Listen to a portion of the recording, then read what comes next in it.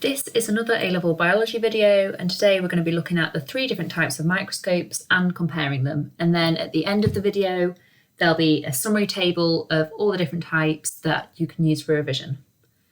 Let's start by defining these terms. The magnification of an object is how many times bigger an image is compared to the actual size of the object. When we use the term resolution, or resolving power, we mean how well a microscope can differentiate between 2 really close together objects. It's how detailed the image is. In other words, it's the minimum distance 2 objects can be apart in order to appear as separate, aka not just a blob. So it's just like these diagrams show here. This one would have a high resolution because you can distinguish between the 2 dots, and this one here would have a low resolution. A higher resolution just means that the objects that are close together can be seen as separate points, not just a blob. Okay, so now moving on to the microscopes. There are 2 categories of microscopes: optical, which just means light, and electron microscopes. Light microscopes, just like the name suggests, uses light through a lens to form an image. The regions of the specimen that absorb more light will show darker on the final image.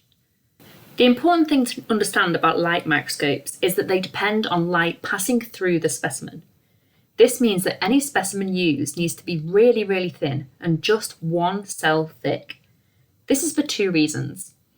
Like I've said, the specimen needs to be thin enough for light to pass through it, and it also needs to be 1 cell thick because if there are lots of layers of cells, then it will obscure the final image that you see through the microscope. I'm just noting here that visible light has quite a long wavelength, which makes sense when we cover the limitations of the light microscope. Here are some example images that you would expect from a light microscope. These are onion cells that have been dyed for clarity because just using visible light, so we're able to see these colours just like in everyday life. And here are onion cells undergoing mitosis. For the exam, you need to know about the advantages and disadvantages of the different microscopes. So, for the light microscope, a big plus is that they're cheap and easy to use. Chances are these are the microscopes that you have or have used in school or college. A second advantage is that because the microscope uses light waves, you can see colour, although, like in the images before, you will often have to stain specimens just because naturally bright colours don't occur on a cellular level. A third advantage to using the optical microscope or the light microscope is that you can use live specimens without harming them, which will make a bit more sense when we cover electron microscopes. Now for the limitations. Because light has this long wavelength, it means that the resolving power is very low, of 0.2 micrometers apart. A way to think about this or remember it is if you imagine a big ocean wave being able to pass over 2 small people. That is just like how light will pass over 2 details of the specimen, making the resolving power low. This means that light microscopes wouldn't be able to pick up an image of many organelles, for example ribosomes, so you wouldn't be able to see these using a light microscope. So not only do light microscopes have a low resolving power, they also have a low magnification power. The maximum useful magnification is times 1500. But school microscopes can never really get that high of a magnification. It's good to know these numbers, but don't worry, there'll be a summary table of the numbers at the end. Now let's move on to the electron microscopes. Again, like the name suggests, these microscopes use electrons to form an image, and they do this by an electron gun producing a beam of electrons. Something that you'll probably remember from chemistry is that electrons are negatively charged, and so this beam of electrons can be focused using electromagnets either side. For the exam, you need to know that a beam of electrons has a shorter wavelength than light, and therefore has a much higher resolving power.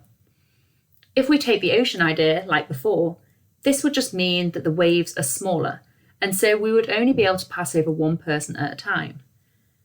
Electron microscopes are therefore great if we want to see small organelles.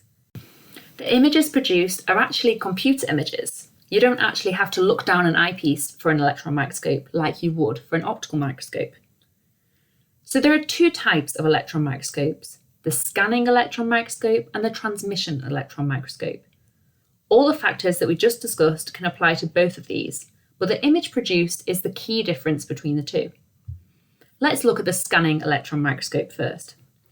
A beam of electrons is directed onto the specimen, back and forth over the surface in a regular pattern.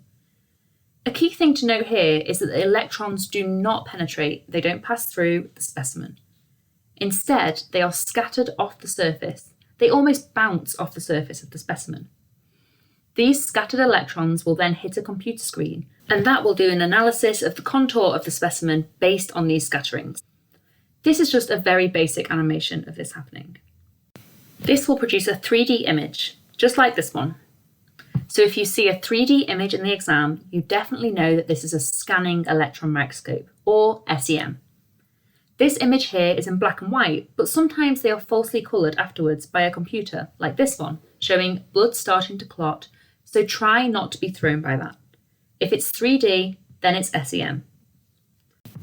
Now let's go on to the transmission electron microscope. This again involves a beam of electrons, but this time the beam actually passes through the specimen instead of bouncing off. Parts of the specimen absorb the electrons, and these parts appear dark on the computer screen. Parts which let the electron pass through the specimen appear light. An image is then formed on a screen like this.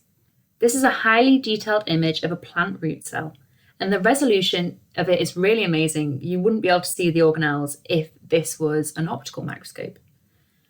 So just a side note that sometimes they like to catch you out in exams and show you an image like this. Obviously this has been falsely coloured, but you may look at this and notice that you can see the structure of the mitochondria and the cristae. But don't let this throw you off.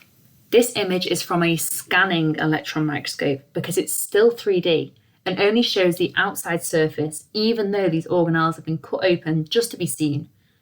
So just watch out for that. Again, if it's 3D, it's SEM.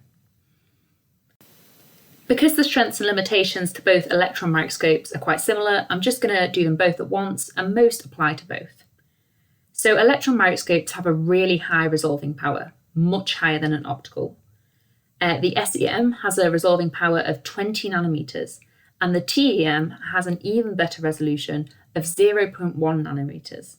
This is a really amazing resolution power. However, this 0.1 nanometers can't always be achieved just because it's such a higher energy electron beam that's required, and so it might damage the specimen, or there might be difficulties in preparing the specimen to be looked at in that detail. For example, if you get any speck of dust in that specimen, then it'll be picked up by the electron microscope. So this high resolving power gives us a chance to see these specimens in great detail. So it provides really detailed images of the specimen. So be it in 3D for SEM or cross-cutting in TEM. Electron microscopes also have a high magnification power. SEM is capable of times 200,000, and transmission electrons microscopes are capable of times 500,000. But don't worry, these numbers will be summarised in the table at the end. Now for the limitations. Both use an electron beam, and so the entire system must take place in a vacuum, which just means that there's no air. This is because air molecules would absorb the electrons and prevent them from reaching the specimen. This is a key limitation because without any air, you can't have living specimens, and so any living specimen that you want to observe would have to be destroyed. Another one, we've got images are produced in black and white, and then another limitation is a complex staining process is required to produce the image. Okay, so I've got here that the image is only in 2D, but that's for transmission electrons, or you can flip this and use it for a scanning electron microscope and say that you cannot see the structures inside the specimen. And then finally, just an additional limitation for transmission electron microscopes is that the specimen must be very thin, just like you have to say for the optical microscope. The final thing for the video today is just this summary table of numbers and very, very basic limitations and strengths for the 3 microscopes we looked at. Feel free to use this as a revision tool or make a blank table like this for yourself to fill it in as revision.